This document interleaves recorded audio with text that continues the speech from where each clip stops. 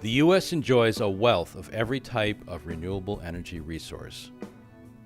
The next step in this plan is obvious: to take advantage of these resources. Rosie Revisited proposes that by 2025, 20% of our energy will come from wind. Wind power is the fastest growing renewable energy technology. Wind turbines are reliable and profitable, and bird mortality has been reduced. Wind power produces no smoke or toxic waste, and unlike coal and nuclear plants, no water is needed. The wind potential in the lower 48 is great enough to provide 1/3 of the nation's total energy use.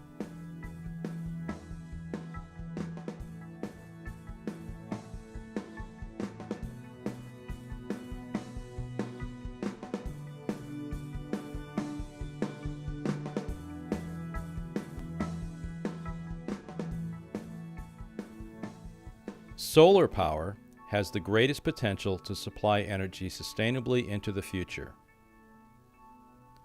Solar photovoltaic technology relies on sunlight, not heat, so it can harness this energy in cool or warm climates. Advances in solar panel production continue to increase their efficiency and utility and to decrease their cost. We could supply the entire U.S. electricity demand by placing solar panels on a 55 by 55 mile square in the southwestern United States.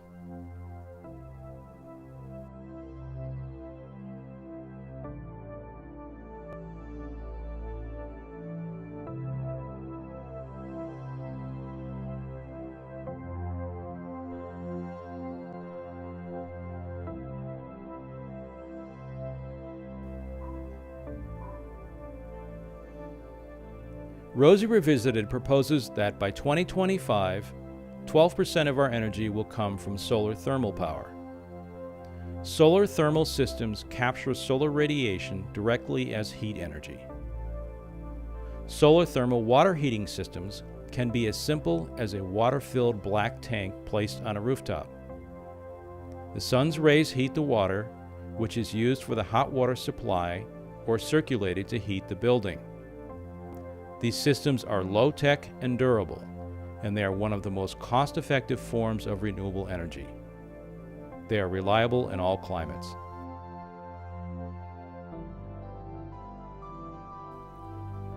Solar thermal electric plants focus solar radiation on collectors that heat liquid to temperatures high enough to drive turbines. The turbines are connected to generators that produce electricity.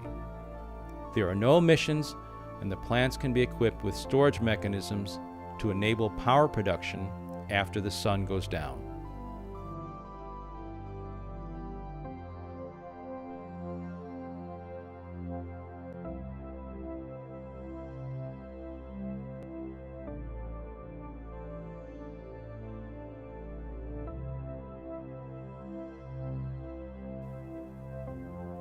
Biomass is organic matter available on a renewable basis.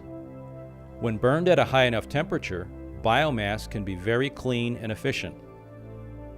The combustion releases CO2, but it is balanced molecule for molecule by the CO2 absorbed during photosynthesis in the growing of the plant. In other words, biomass uses current fuels, not fossil fuels. It can be used for space heating, as in pellet stoves, burned to produce electricity, or used in combined heat and power units where waste heat from electricity generation is used to heat buildings. Biofuels can be used to power vehicle engines. Biomass is controversial, and some applications are inappropriate. It must be developed in an environmentally and socially responsible manner.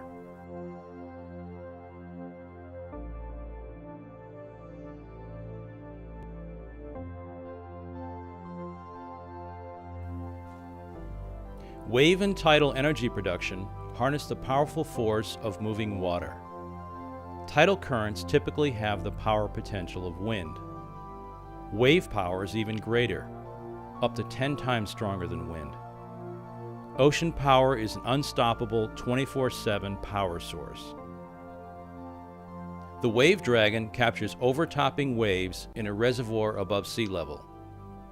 The water drains out through turbines that power electric generators. The technology is simple, and it is mature. The first commercial wave farms are already being built. Geothermal systems use latent heat in rock and soil to augment space heating and cooling. In the winter, the temperature below the surface of the ground is warmer than the air. This heat is tapped to warm buildings and lower heating bills. In the summer, the process is reversed. The ground is tapped to cool buildings and lower cooling bills. Another type of geothermal system taps underground water for heating and cooling needs. And in some locations, geothermal resources are sufficient to drive turbines connected to generators that produce electrical power. Ground source heat pumps are already in use in more than 600,000 buildings in the U.S. today. Their owners save up to 70% annually in heating and cooling costs. The systems pay for themselves in 3 to 7 years.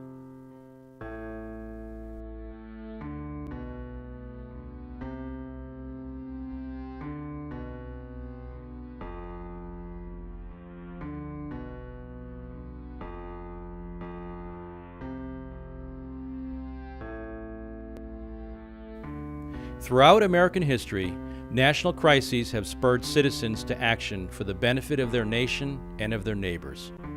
Today, our neighbors constitute the whole human family. The consequences of our resource-consumptive lifestyle require us now to consume less.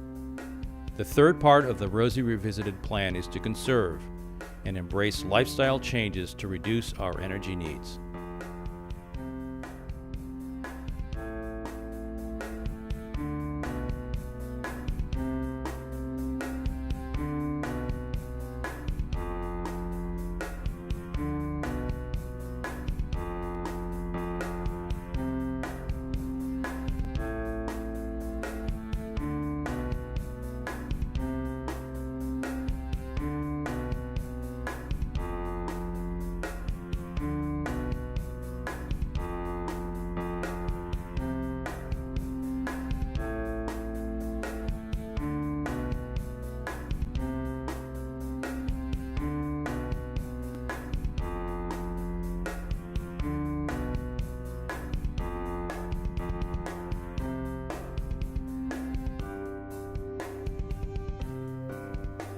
The world population in 1750 was 791 million. That figure today is 6.6 billion and rising. Our finite planet can't support infinite population growth any more than it can support infinite growth in resource consumption. What is the cost of Rosie Revisited? Capital investment equivalent to only 3% of our gross domestic product, much less than our annual expenditures on defense, and less than half the percentage of what we invested in World War II. However, most of this would come from private investment, not taxpayer dollars. And the job-creating power of renewable energy is 3 to 5 times that of fossil fuels.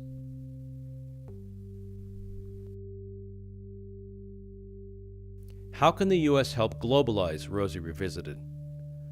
Developing countries working to bring millions out of poverty need assistance to power this development with renewable energy and not fossil fuels.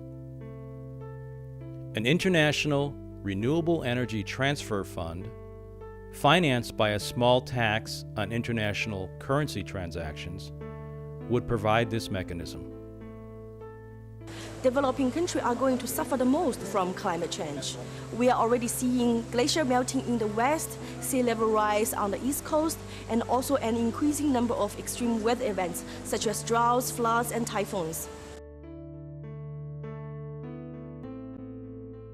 Bali is one of the islands that suffer from the impact of the climate change. 신 땀님이네 가서 소화제임 흐득다 강제 강다르잖아 우리 신 강부 땀남네 소화제임 흐득 다 총은 전제네 메다 강나 이랑을 짭제면 강한 남도다 누가 이랑 베스트 가 용조란다 들어간다 다 이제 뭐 실제스 믿었다가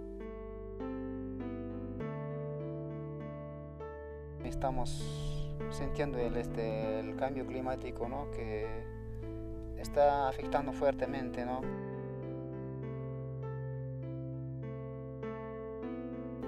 Global warming is the greatest threat to humanity today.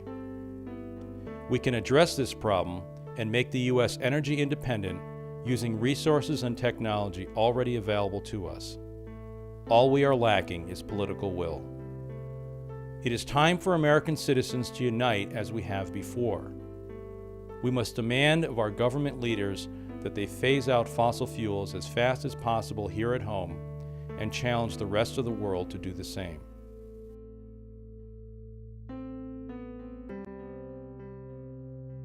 We are undermining our most fundamental obligation: to pass on a livable planet.